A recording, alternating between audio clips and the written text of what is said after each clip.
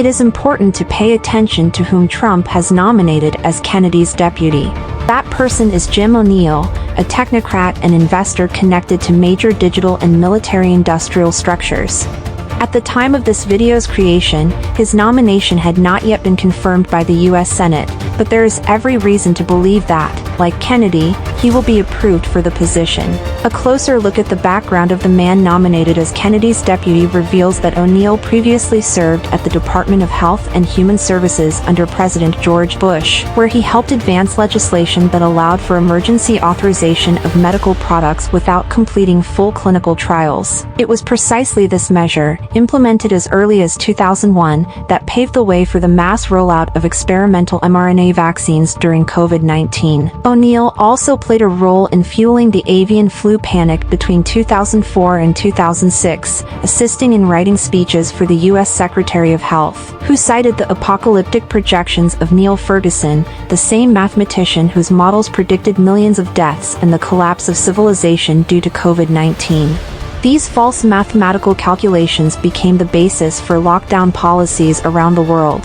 The avian flu panic in the U.S. led to the creation of BARDA, an agency granted the power to purchase medical products in bulk without verifying their effectiveness. One of its first decisions was the mass acquisition of the antiviral drug Tamiflu. It was later revealed that the Tamiflu stockpile was a scam, as the drug proved to be completely ineffective and highly toxic. O'Neill, serving on BARDA's advisory board, supported this decision, setting a precedent for similar schemes that would later unfold during the COVID-19 period.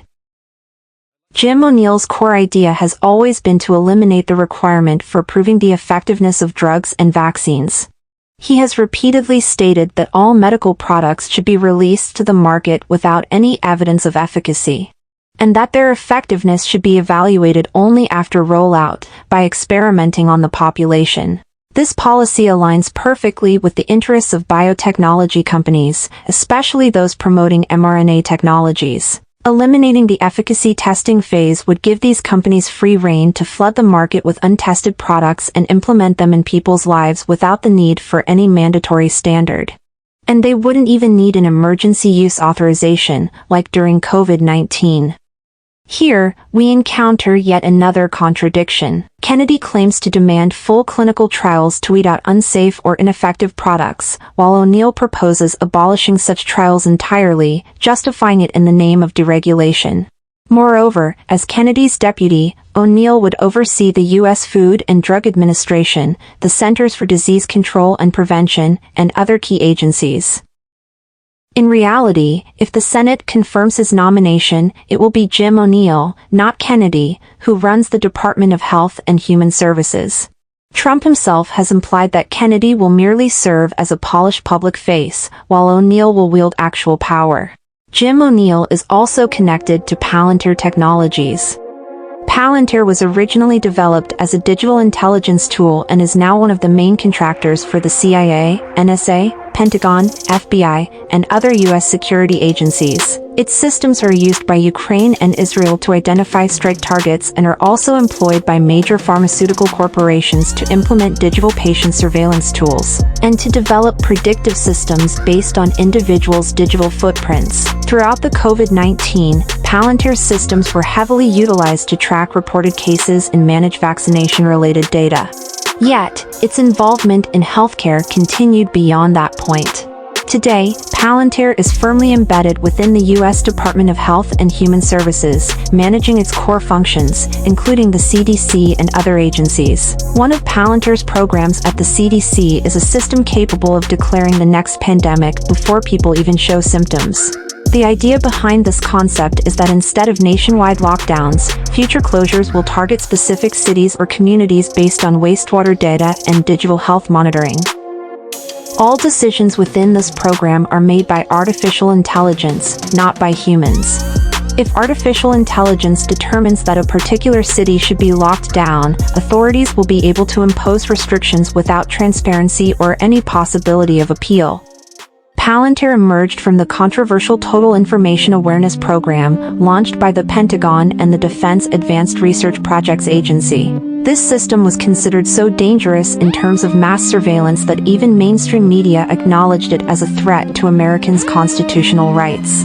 Following public backlash, the program was privatized and handed over to private companies, and thus, Palantir was born.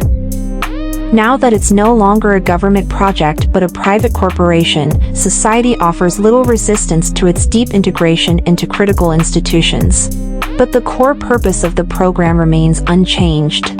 The creation of a predictive control system where algorithms not only identify potential criminals but also so-called infected regions, which may face lockdowns and restrictions before any symptoms even appear. This is an extremely dangerous tool, especially considering that Palantir is already actively testing predictive policing systems in several US cities. The very concept of crimes before they occur or illness before symptoms emerge leads directly to total digital control.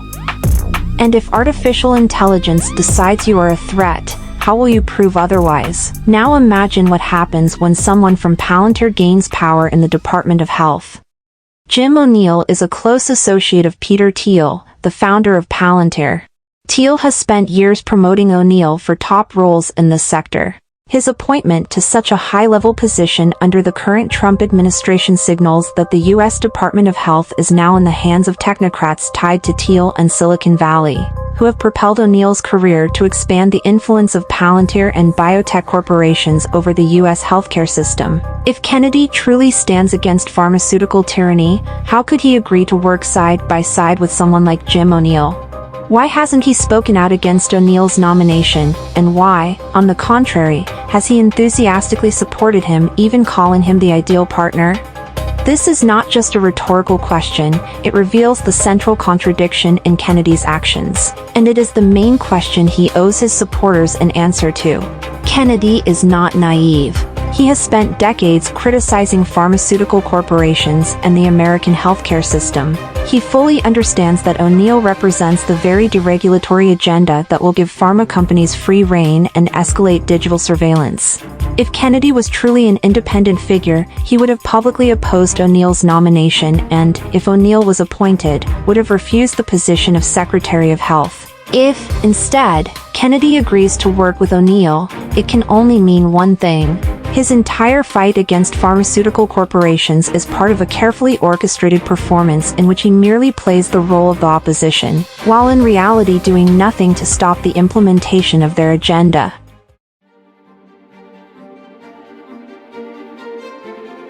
True change will never come from politicians like Trump. They have no interest in dismantling the pseudoscientific theories on which the modern system of control is built, because it is precisely these theories that allow them to manipulate people, impose emergency measures, enrich pharmaceutical corporations, and strengthen the power of globalist structures. But it is in our interest, as people who want a better life for ourselves, our loved ones, and the world we live in. Exposing the lies about viruses, vaccination, and infectious diseases is not just a scientific issue, it's a matter of our freedom and our future. That's why we must not rely on politicians who are tied to the system. We must take it upon ourselves to conduct research, spread the truth, and develop alternative scientific approaches. Real change will begin only when people stop waiting for a leader to come and fix everything, and instead take responsibility into their own hands. Relying on politicians tied to globalist networks, like Trump, means remaining trapped in a cycle of manipulation and empty promises. Sharing truthful information, investigating the real causes of illness and their solutions, this is what leads to change. True freedom begins with the realization that change lies in our hands, not in the hands of those who serve a system that feeds on fear and ignorance. In a few months, my new investigative documentary titled The Truth About Measles will be released. The Truth About Measles is the first documentary in the world to present the most detailed, scientifically grounded, and unparalleled refutation of any argument in favor of the necessity of measles vaccination. The documentary is nearly 4 hours long and is divided into 3 episodes. There is no other material that addresses the topic of measles in such depth. It covers the history of measles, the creation of its diagnosis, and explains explains how the medical establishment has historically created the illusion of measles epidemics and convinced the public that vaccination reduces the incidence of measles. The documentary provides the most detailed analysis of the 2016 German court case regarding the existence of the measles virus, where it was demonstrated that the measles virus does not exist. This court case is still the subject of heated debates today. Any attempt by fact-checkers and vaccine advocates to discredit the outcome of this case has been completely refuted in this documentary. The documentary examines the experiments that have tried to prove the contagiousness of measles to verify the claim that measles is the most contagious disease in the world, as well as the so-called complications of measles and whether measles actually causes them. You will understand the real causes and purposes of measles symptoms, learn what to do if you or your children contract measles, and free yourself once and for all from the fear of measles. If you want to silence any doubt about the correctness of your decision not to vaccinate yourself and your children, and understand why virology is a pseudoscience, make sure to watch this documentary. Measles is a crucial element in virology, without which it is impossible to comprehend the scale of this fraudulent scheme. All of modern virology, as we know it today, as well as modern vaccination practices prior to the era of mRNA vaccines, began with measles. Measles is the largest knot in the entire field of virology, which I have carefully untangled for the understanding of the general public. To ensure you don't miss the release of the documentary in English and other languages, subscribe to my Telegram channel. You'll find the link to the channel in the description.